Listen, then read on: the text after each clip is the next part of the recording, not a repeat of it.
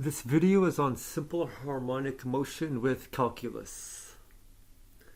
Math review. Describe the significance of the variables a, b, c, and d in the equation y equals sine of a times bx plus c plus d. So the variable a will make the function taller or shorter. The variable b will make the function fatter or thinner. So bx decides the period. Set bx equal to 360 degrees or bx equal to 2 pi to determine the period. The variable c shifts the function to the left or to the right.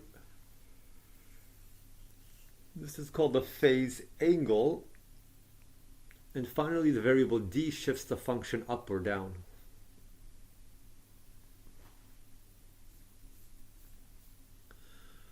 Question 2. An object is undergoing simple harmonic motion with a period of 0.255 seconds, a maximum displacement of 5.28 centimeters, and a phase angle of pi over 4. So part A, determine the displacement of the object after 1.25 seconds. So we solve for f, we solve for omega. You put it into this equation.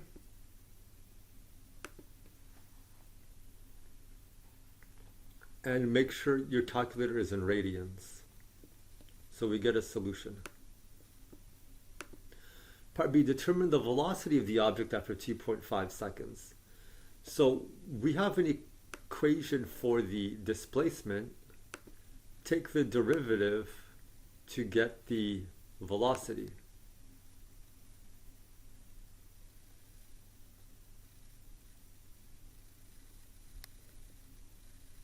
Plug in the value, 2.5 seconds,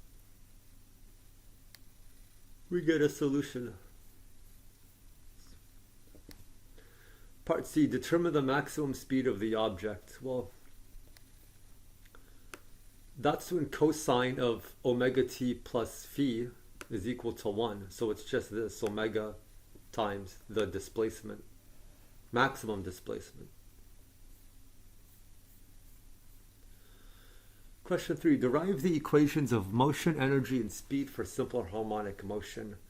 So for a mass on a spring, we have a mass on a spring at x equals 0. That's the equilibrium position. The object is not moving.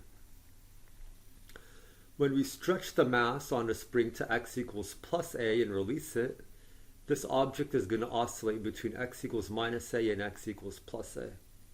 So F equals ma equals minus kx. A is a function of t and x is a function of t. Okay. So set this equation equal to 0. We have ma plus kx equals 0. Let's divide both sides by k. We get this. A plus k over m times x equals 0. Let's let k over m be omega squared. So this is omega squared. Sorry, this is omega squared.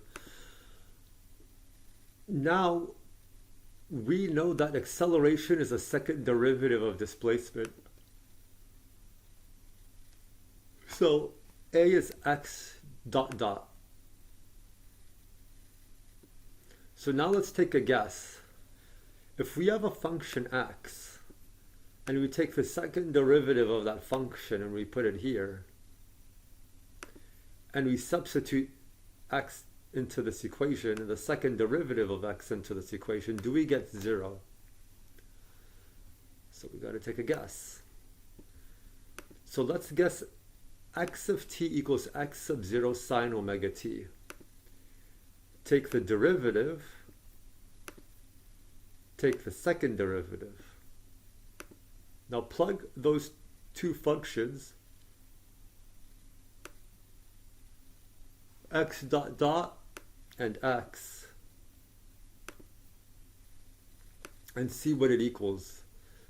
Does the left-hand side equal the right-hand side of this equation?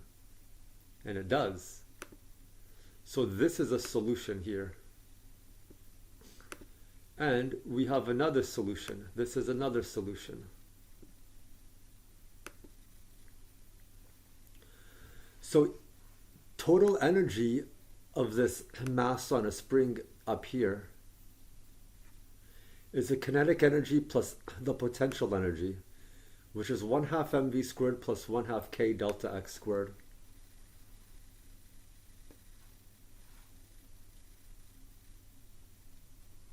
V is x dot here. So let's take this solution here and substitute it in for x and x dot into this equation. We get this. And then we could factor some terms out. We know sine squared omega t plus cosine squared omega t is 1. So this is our total energy here. 1/2 m omega squared x sub 0 squared. Let's take this equation here and solve for kinetic energy. We get this. Then we get this. And finally, this is our equation for kinetic energy. Now let's solve for potential energy. We get this minus this. So now we get this. This is our equation for potential energy. This is our equation for kinetic energy. Okay. The frequency of a wave is a total number of oscillations an object or a wave completes every second, which has units of revolutions per seconds or cycles per seconds or 1/seconds or hertz. For circular motion, speed is the total distance around an object divided by the period.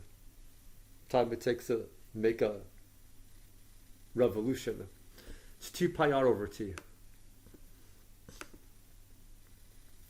So angular frequency is 2 pi over t. We know v is equal to x dot, the derivative of x. Displacement with respect to t.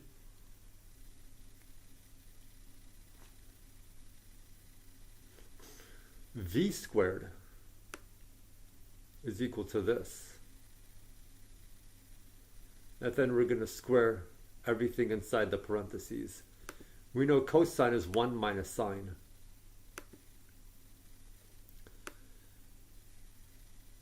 We expand.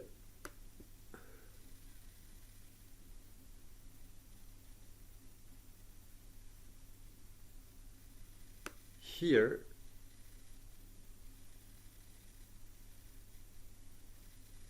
we recognize that we have x sub 0 squared sine squared of omega t. And that's equal to x squared. So x squared goes here.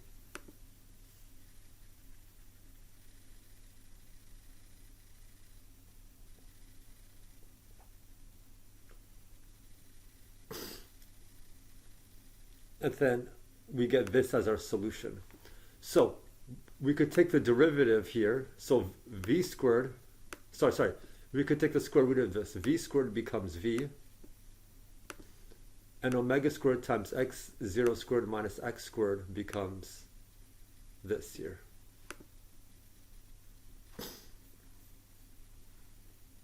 So take a look at this figure again. Let's just say this is oscillating between x equals plus a and x equals minus a forever. So if at t equals 0, the object begins at rest at position x equals plus x sub 0. So at t equals 0, our timer starts when we're at x equals plus a. Then the equation looks like this. Now, if our stopwatch begins at x equals minus a here, or minus x sub 0, the equation is going to look like this.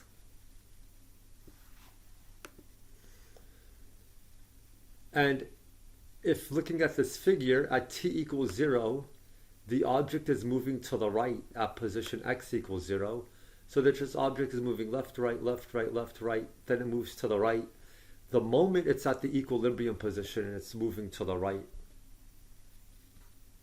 This is our function here, x0 sine omega t.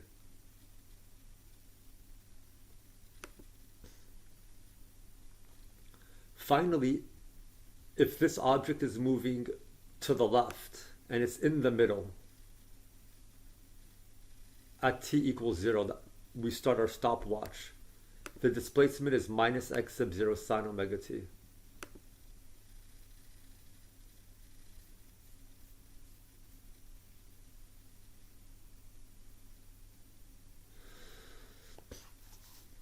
Energy is conserved, so at every location the kinetic energy plus the potential energy on the mass of the spring should always be the same, which is the red line.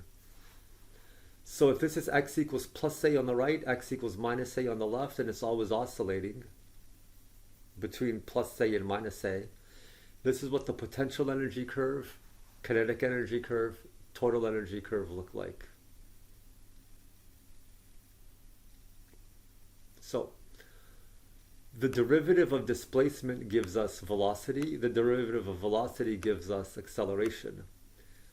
What's the magnitude of displacement? What's the maximum value of displacement? It's this. What's the maximum value of velocity? It's this. What's the maximum value of acceleration? It's this. Because we know that the maximum value of sine and cosine is 1.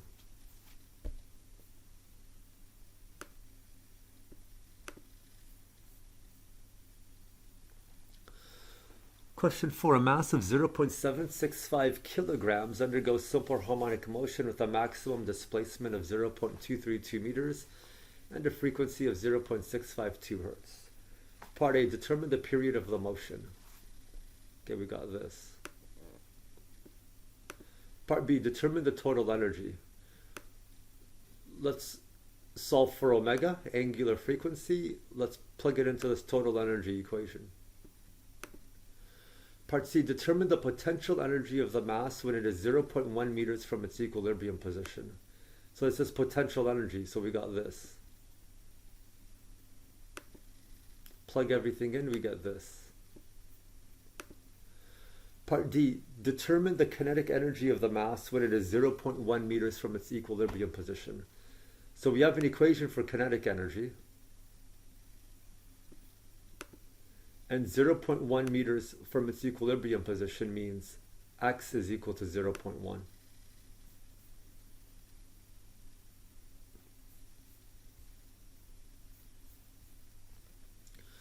Part E, determine the speed of the mass when it is 0.1 meters from its equilibrium position.